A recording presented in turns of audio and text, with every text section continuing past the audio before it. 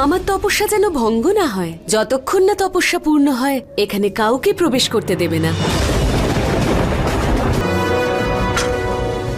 যতক্ষণ না মাতার যজ্ঞ শেষ হয়ে যাচ্ছে ততক্ষণ আমি কৈলাসে কাউকে প্রবেশ করতে দেব না।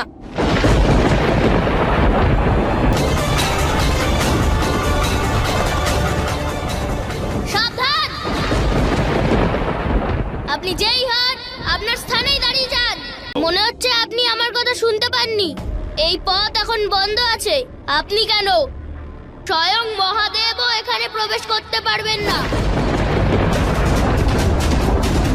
অবশেষে সেটা সামনে এসেই পড়ল। নিয়তি জলের স্রোতের মতো পথের সমস্ত বাধাকে অতিক্রম করে ঠিক নিজের পথ করে নেয়।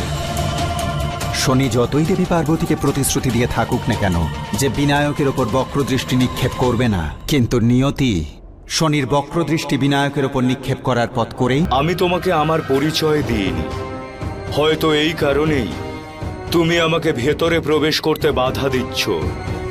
আমি নিজের পরিচয় দিচ্ছি, আমি আমার তো বিশ্বাসই হচ্ছে না ইনি দেবাদিদেব মহাদেব কিনা। মহাদেবের বেশে কোনো ভণ্ড